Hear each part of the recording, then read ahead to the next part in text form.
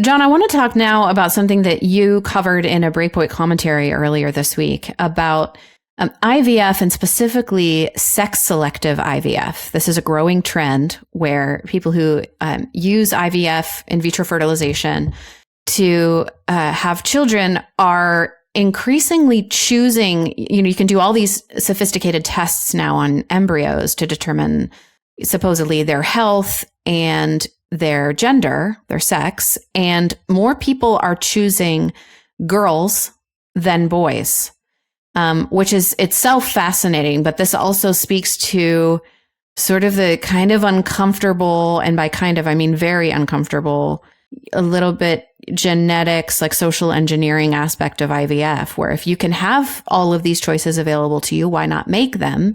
And then we're talking about choosing embryos based on, whether we think they might have a disease or an abnormality, or whether they're a boy or a girl.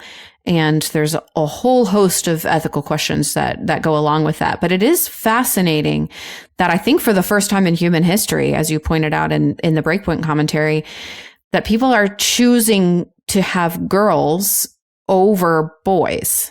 Why is that changing, do you think? Well, I think that's the question. I mean, we've talked about IVF a number of times, and specifically how IVF is currently practiced. And this is another kind of anecdote to put into the list of things that really need to be discussed about IVF before we just blindly accept it. As, I think President Trump called it fertility, which didn't make any sense when he said it. And it doesn't make any sense now, where basically we should have this kind of completely open-handed stance on this. And that's often how it's talked about by people who have, either used IVF or something like that.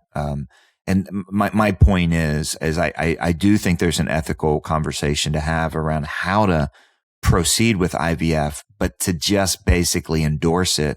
The way that it's currently being practiced is the ethical Wild West. It is, and this is another aspect of that. It enables all kinds of certain things that go unregulated. And that includes the idea of quote unquote excess embryos, the number of lives that are actually lost far exceed the lives that are spared, and then the lives stored far exceed the lives that are actually given a chance to live. So we've talked about that a lot. We've talked about that here over and over and over, kind of saying there has to be some ethical things that are added, ethical considerations that are added to this process, and a lot of people don't. This is a whole nother conversation. This was really a fascinating thing. It would be fascinating if it weren't so consequential.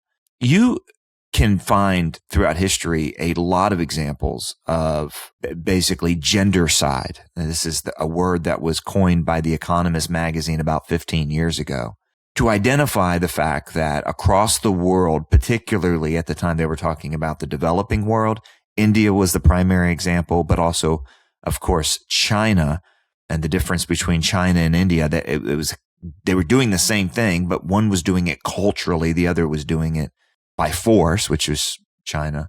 And in those examples, gendercide has always gone one direction.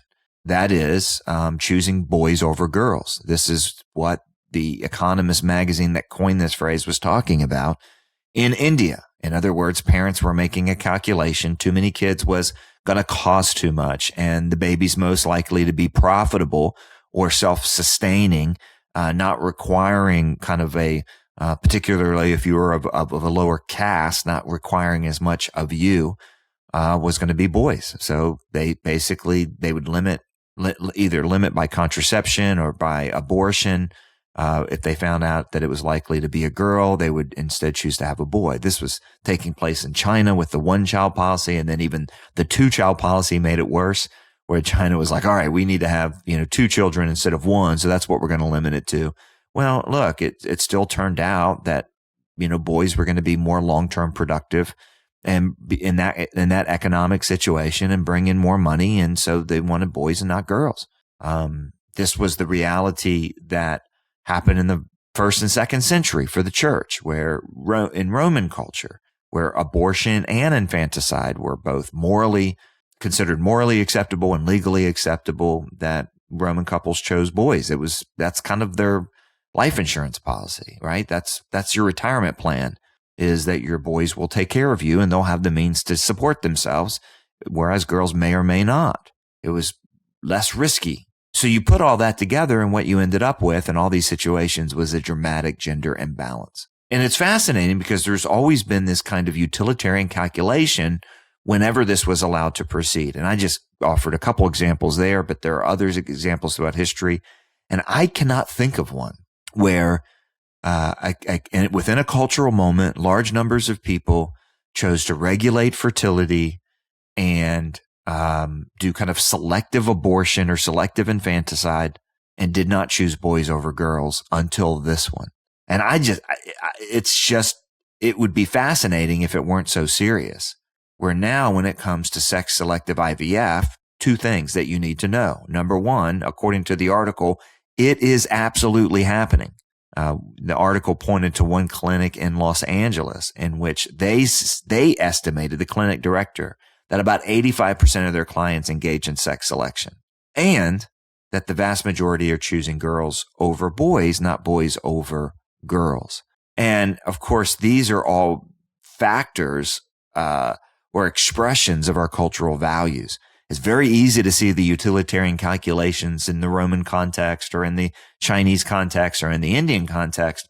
So what is it about our context that's reversing this thing and suddenly choosing girls over boys? So what do you think it is? Well, I mean, look, I think that there's probably a handful of things. I think we would have to consider it alongside of other things that we're seeing, and that is this enormous shift in culture. This is another unprecedented shift where the number of people who struggle with their bodies, think they were born in the wrong body, have body dysphoria, historically has always been middle-aged men and is suddenly adolescent girls.